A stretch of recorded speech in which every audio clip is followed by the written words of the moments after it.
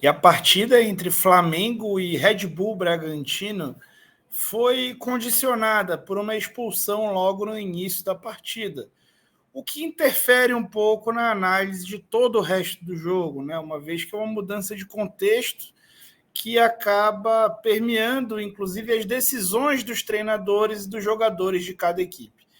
Defensivamente, o Flamengo não foi tão exigido quanto deveria durante o período todo que o Red Bull ficou com um a menos.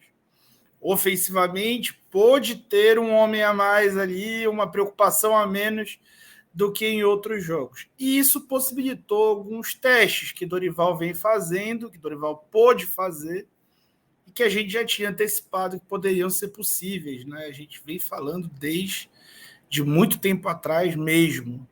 E eu vou te chamar aqui para dar uma olhada no resultado disso que aconteceu em campo e ouvir aí tua opinião nos comentários sobre o que você achou, tá bom? Então se inscreve no canal enquanto eu rodo a vinheta.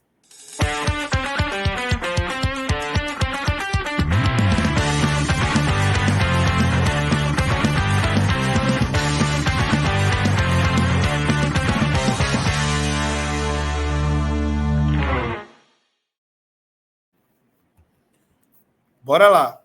Bom, o Flamengo normalmente, né, ele vem alternando a forma de sair jogando da saída de três, com o Thiago Maia entre os dois zagueiros e os laterais mais espetados. Mas nesse jogo, especialmente no início da partida, quando o Bragantino tentou ali, 5 minutos antes da expulsão do Lan Cândido, o Bragantino tentou sufocar, o Flamengo utilizou bastante a saída com 4 homens, né? E teve ali o Thiago Maia, o Everton e o Vidal como aquele triângulo de meio de campo que normalmente o Flamengo faz.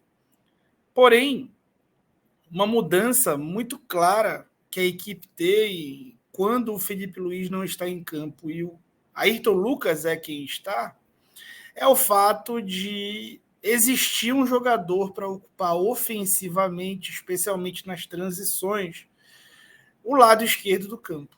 E isso abre realmente um universo de oportunidades bastante grande. Vejam como essa jogada, ainda 11 contra 11, com 2 minutos de jogo, o Ayrton Lucas é quem estava na linha de fundo como o jogador mais avançado do time ali, entregando a profundidade pelo lado esquerdo, uma coisa que o Flamengo com o Felipe Luiz não tem, especialmente porque o próprio João Gomes não dá essa possibilidade e o time acaba atacando bastante pelo lado direito, exceto quando o Gabigol abre pelo lado esquerdo, ou quando a Arrascaeta ou o Pedro eventualmente aparecem por ali.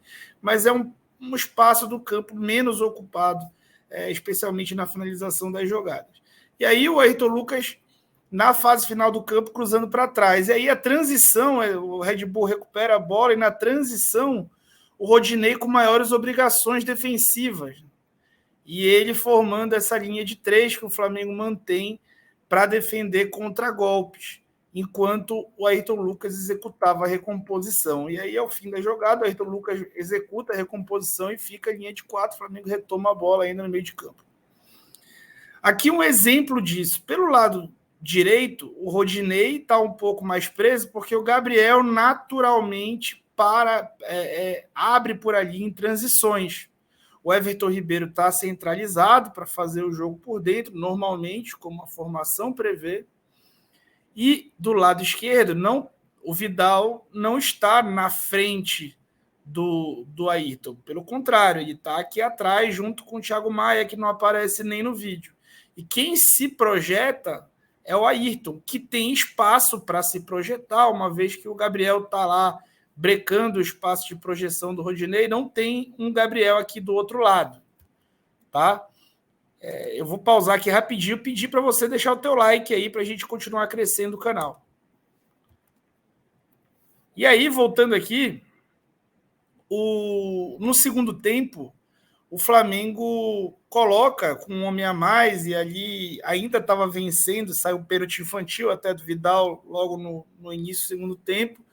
E aí o Flamengo já estava com o Everton Cebolinha, que entrou no lugar do Thiago Maia. Né? O Vidal foi centralizado, mas vejam como no momento ofensivo o Ayrton Lucas fazia uma subida por dentro, né? Que é bastante característica do Felipe Luiz. Então, o Ayrton, que é um cara de profundidade, deixou de ser utilizado para profundidade porque o Cebolinha executou essa profundidade, mas o Ayrton soube executar ali bem o papel de volante com bola. Como a seleção brasileira tem utilizado, o Alex Telles, o Alexandro, por exemplo, e o Ayrton Lucas passou a executar esse papel. Vejam nesse frame aqui como o corredor central ele está totalmente ocupado pelos jogadores do Flamengo e por todo o bloco do Bragantino. Todos os times que enfrentam o Flamengo tentam proteger o bloco, né? Se formar num bloco mais central e proteger, abrindo os lados, porque o Flamengo concentra muita gente por dentro e nessa jogada isso não é desmentido. E fora desse bloco, né, nos corredores laterais, somente Rodinei e Everton Cebolinha, com Ayrton Lucas construindo por dentro aqui, ó, alinhado aqui ao Arrascaeta, porque o Everton Ribeiro é quem está na do Arrascaeta, o Arrascaeta está na do Everton Ribeiro. Então, vamos dizer que fosse o Everton Ribeiro aqui, estaria o Vidal, o Ayrton Lucas e o Everton Ribeiro com uma trinca de meio com bola, e o Everton Cebolinha abrindo o campo, executando a profundidade pelo lado esquerdo. Aqui dá para ver um exemplo muito claro da diferença de diferença tática ali da atuação do Ayrton Lucas entre primeiro e segundo tempo. Vocês podem ver como no primeiro tempo ele executa 29 lances aqui em linha de fundo e aqui sempre no corredor lateral, né, o tempo inteiro. No segundo tempo, ele cai por dentro bastante, tanto que entra 5 vezes aqui nesse corredor mais central, mas das 29 vezes que ele foi ao fundo no primeiro, ele foi metade só dessas vezes no segundo, enquanto ele ficava só aqui nessa faixa central em 7 vezes e passou a ficar 12. Ou seja, o Everton Cebolinha passou a ocupar esse espaço. Vejam aqui, só no segundo tempo, como o Cebolinha fez um jogo basicamente de profundidade pelo lado esquerdo, enquanto o Ayrton Lucas fez essa retaguarda aqui para munir o Everton Cebolinha de jogadas. Gente, eu não sei se o time do Flamengo atual tem espaço para mudanças no time titular, mas o fato é que é importante encontrar alternativas de jogo. E aí me entendam bem, o Felipe Luiz ele é um baita jogador. Ele é um excepcional jogador, assim como o João Gomes, que executam essas duas funções. Ambos são titulares por méritos no time do Flamengo. Porém, a presença dos dois, especialmente juntos, nas funções onde eles exercem, limita um pouquinho o Flamengo de apresentar uma profundidade pelo lado esquerdo e assim ter uma amplitude máxima do campo, ocupar o adversário o campo inteiro, estar também mais coeso defensivamente para defender, viajar juntos e todos esses conceitos do futebol moderno. Pois bem, colocando o Ayrton no lugar do Felipe, isso seria corrigido. Defensivamente iria exigir mais do Rodinei. E aí será que é o Rodinei esse homem da direita?